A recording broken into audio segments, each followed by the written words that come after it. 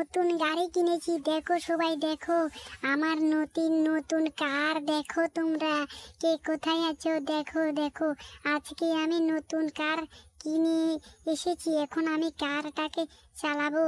তোমরা কি দেখবে আমার কার? আর তোমরা যদি চড়তে চাও তাহলে সেটাও বলতে পারো, আমি তোমাদেরকে চড়াবো। আসো আসো তাড়াতাড়ি চলে আসো আমার কার দেখতে।